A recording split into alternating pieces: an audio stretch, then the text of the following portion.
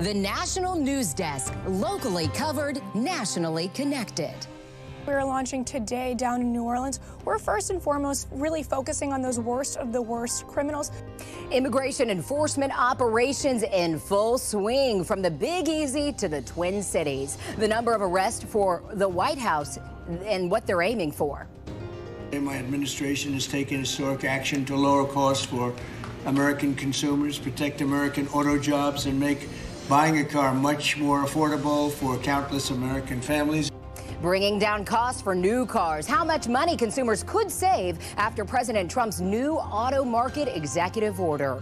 And then hundreds of adverse reactions and several deaths linked to a popular diabetes glucose monitor, the products that could have faulty sensors. Good evening, I'm Taylor Murray. Welcome to the National News Desk, America's News Now. Here's a look at New Orleans, where immigration enforcement agents have descended. Homeland Security Secretary Kristi Noem confirmed their presence today with a post on X. She says the men and women of DHS law enforcement have landed in the Big Easy. Operation Catahoula Crunch will remove the worst of the worst from New Orleans, Louisiana, after the city's sanctuary politicians have ignored the rule of law. Law and order will prevail. Now, DHS says the goal is to make at least 5,000 arrests. Tricia McLaughlin, Assistant Secretary for Public Affairs for DHS, explained to CNN who they are targeting. We're talking about child pedophiles who are on our list of targets, burglars, gang members, rapists. Those individuals we are highly targeting, and we will continue whether it be 5,000 arrests or beyond. NBC is also reporting that immigration operations are active in Minneapolis as well. This is President Donald Trump spoke yesterday about having the state's large Somali population, quote, go back to where they came from. Also speaking yesterday, Minnesota Mayor Jacob Frey says local police will not be working with ICE agents. Meanwhile, immigration arrests in Washington, D.C. are on hold as a federal judge says the Trump administration cannot detain migrant suspects without warrants or probable cause while a lawsuit makes its way through the court. Civil liberties and migrants' rights groups sued DHS, claiming they are setting up checkpoints in neighborhoods in D.C. with large Latino populations and stopping and arresting people indiscriminately. The administration denies the accusations. In the wake of the deadly shooting of two D.C. National Guardsmen, data showing rising attacks on law enforcement nationwide as well, Congress held a hearing Wednesday to examine the issue. Here's national correspondent Kayla Gaskins.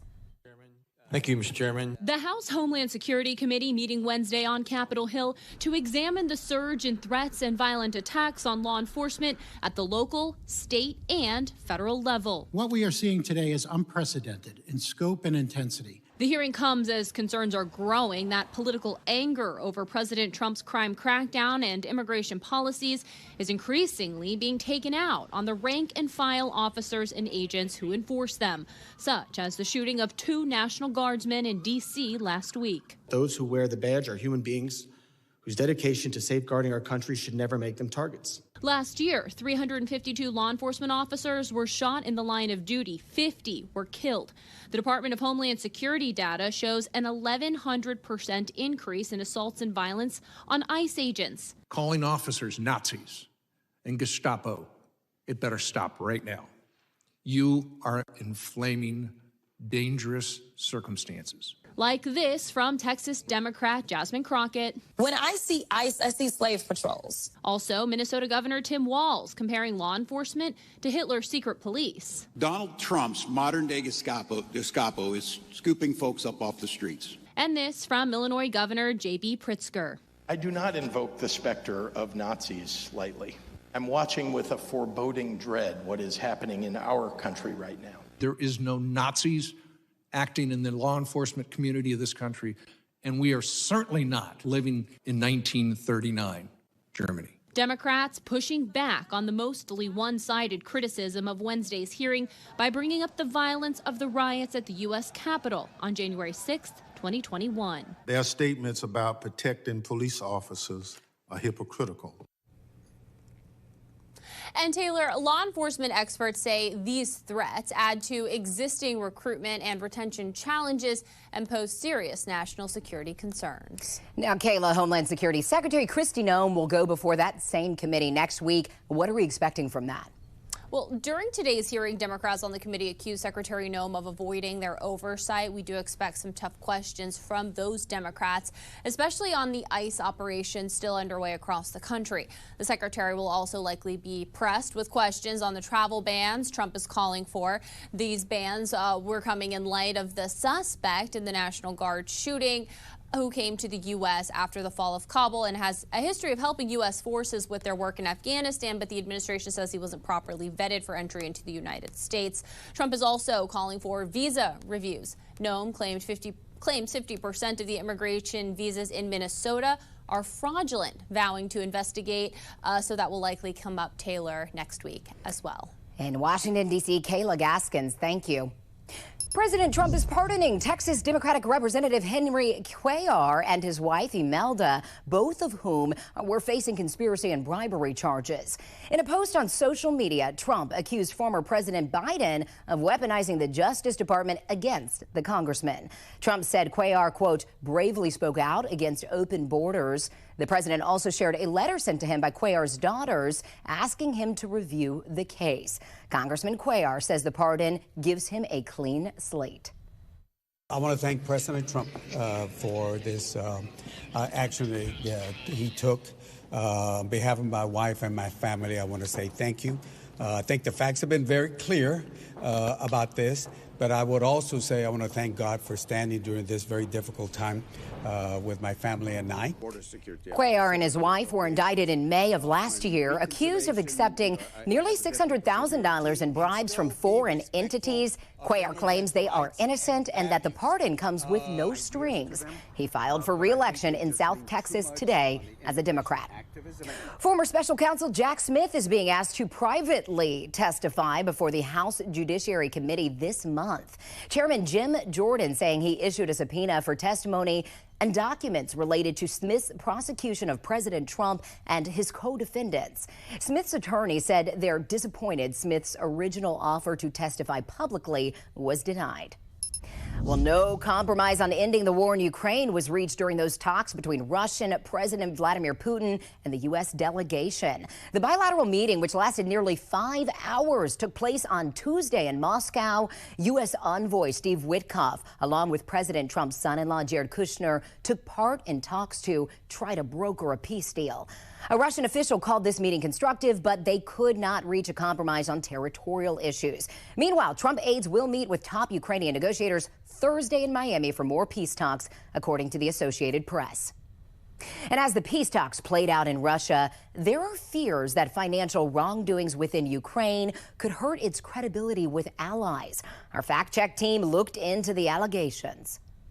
As President Trump's advisors meet with Russian President Vladimir Putin to push forward on a peace plan, Ukraine is still reeling from a corruption scandal. Let's go to Emma Withrow from the Fact Check team. To start things off, Emma, just tell us about the high-ranking officials that are facing these allegations. Yeah, there's a long list of them that are involved in all of this. It's including, former deputy prime minister. All of these people have either been named or charged. Also, Zelensky's former business partner and others. They're all accused of embezzling $100 million of public funds that were specifically supposed to go towards Ukraine's energy sector. So Zelensky's former chief of staff, I guess you could say, who's the country's second most powerful person, he was allegedly involved, and he was, ended up publicly resigning the other day. Zelensky talked about it. So it's very, a large scope of people who are involved, it looks like. And we should point out that Ukraine has been accused of corruption for years. Yeah. Some have raised concerns as we look at defense spending, of course, about billions of American taxpayer dollars to help their defense.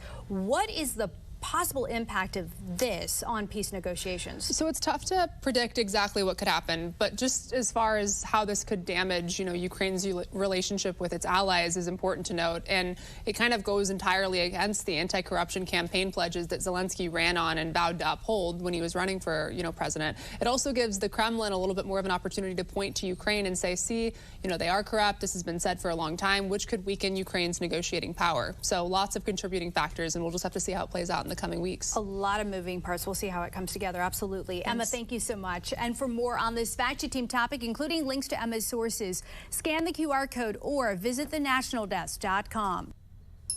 More shakeup to children's vaccine schedules may come down from the CDC this week. Members of the Advisory Committee on Immunization Practices, handpicked by Health Secretary Robert F. Kennedy Jr., are set to vote on potential changes. Now, they're reportedly going to discuss whether certain shots on the schedule are correlated to the rise of allergies and autoimmune disorders in kids. They're also going to decide whether to end the practice of vaccinating all newborns for hepatitis B. The advisory committee may vote to remove the birth dose recommendation or delay vaccination to a later age.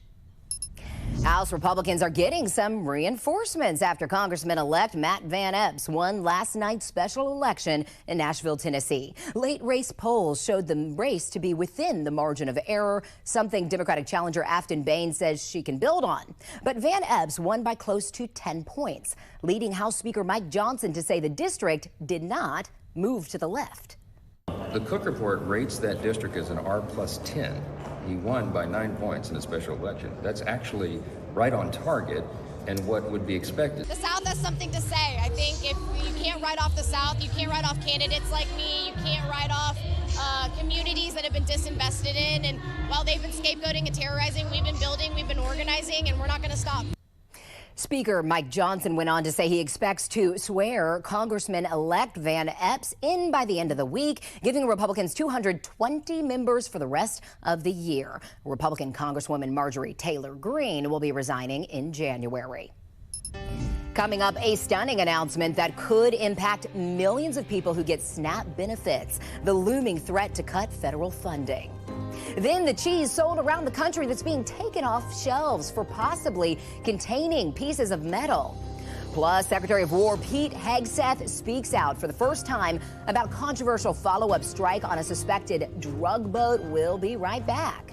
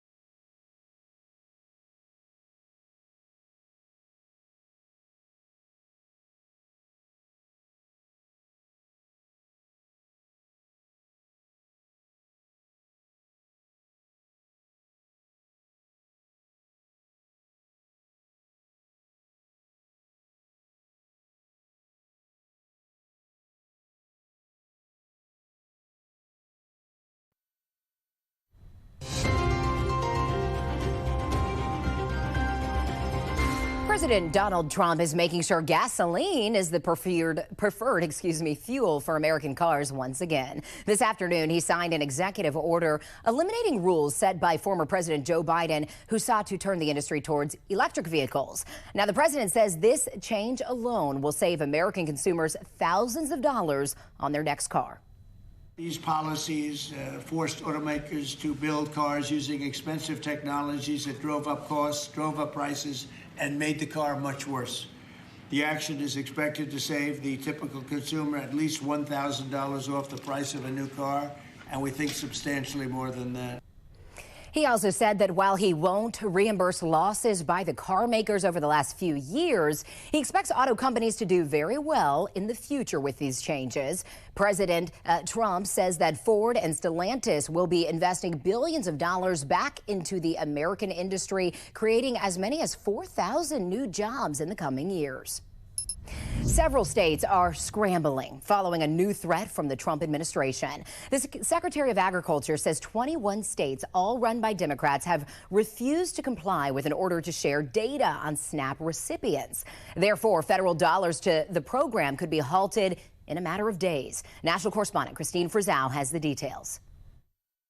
According to the Department of Agriculture, waste, fraud, and abuse of the Supplemental Nutrition Assistance Program has been widespread and rampant. When we found 186,000 dead people's Social Security numbers being used, 500,000 people receiving benefits more than twice. We had a couple of people receiving benefits in 6 states. SNAP, often referred to as food stamps, is meant to help those who need assistance putting food on the table. 42 million Americans currently rely on the program.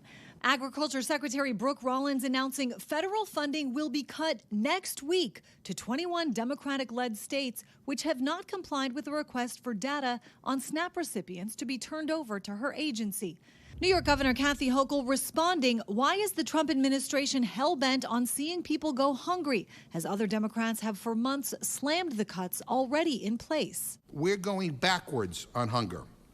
We are going to have more families struggling to keep food in the fridge, more hungry kids, more red tape for working parents who are just trying to cook a healthy meal for their kids. But the USDA is calling for major reforms, including requiring participants to reapply and highlighting states like Minnesota, which was recently found to not be using a state law to pause payments to those suspected of fraud. And Maryland already has to spend $240 million more in state funds in 2027 due to its high overpayment and underpayment error rate, a penalty included in President Trump's Big Beautiful Bill.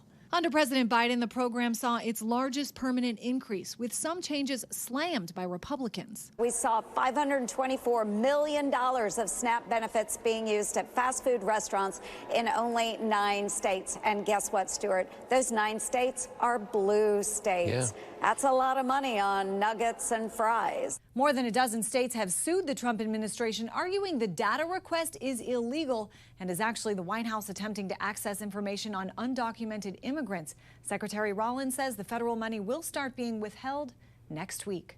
I'm Christine Frizzell for the National News Desk.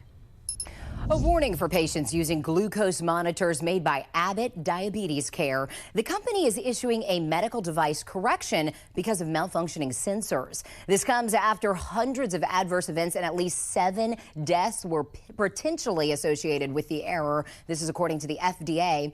Abbott says the sensors in certain Freestyle Libre 3 and Freestyle Libre 3 Plus devices may provide incorrect low glucose readings. So if you have an impacted monitor, Abbott will replace the sensors at no charge. In the meantime, the company says stop using the device and use another blood sugar monitoring method.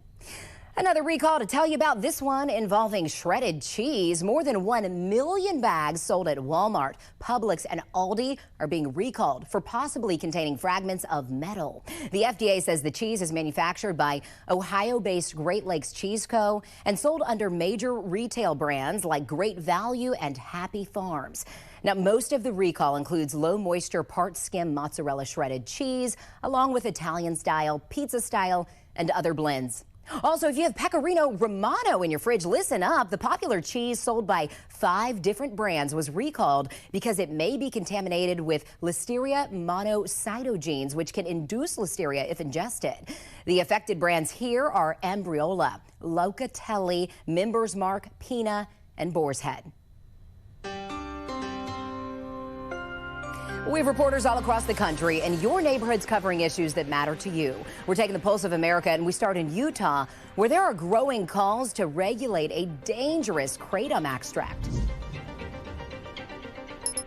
Eva Nealman says her son was handed this 7-hydroxy product for free at a vape shop in Texas. She says he was told it would help him sleep.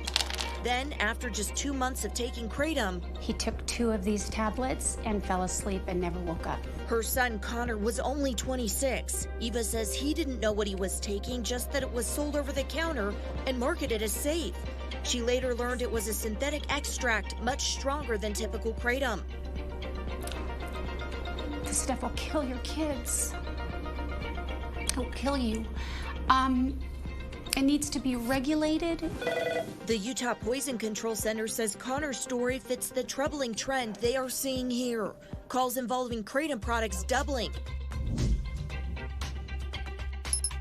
A guy showed up with a suit that said valet.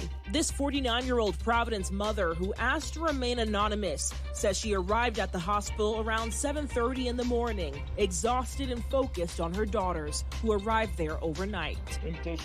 So since I didn't know he was a thief, I gave him my keys. She says the man, later identified by police as 35-year-old Justin Rose, wore a shirt that said valet, handed her what looked like a claim ticket, and calmly took the wheel. The real valet told me there is no valet on Saturdays or Sundays.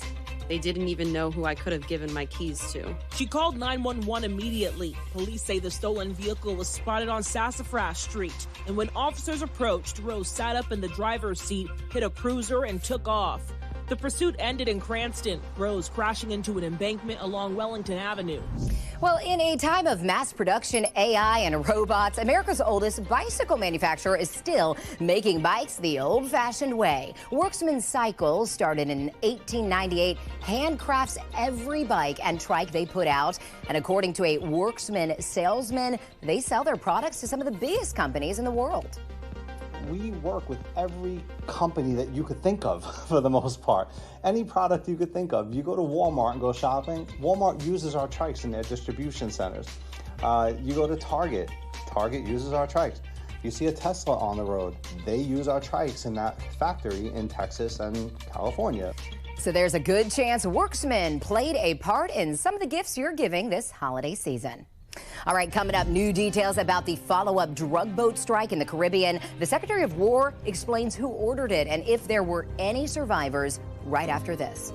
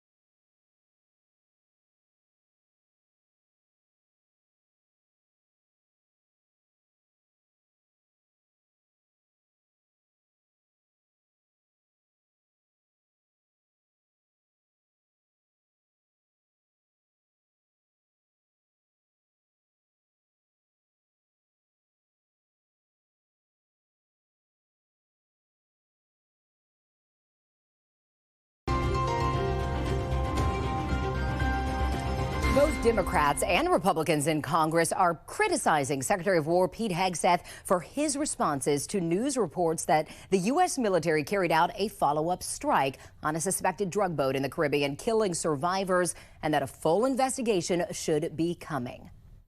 I think we have to do a thorough investigation here. I think both he and the Admiral should testify. What we need now really is subpoenas for all of the records, including the videos, transcripts of oral communications, the executive order that Hegseth issued. This as Secretary of War Pete Hegseth spoke at President Trump's cabinet meeting yesterday about that boat strike on September 2nd. The National News Desk, Jeff Harris, has more. Hegseth citing the, quote, fog of war during Tuesday's cabinet meeting at the White House while defending a follow-up strike on an alleged drug boat in the Caribbean in early September, saying he didn't see anyone in the water. I did not personally see survivors, but I stand because the thing was on fire. has exploded and fire or smoke. You can't see anything. You got digital.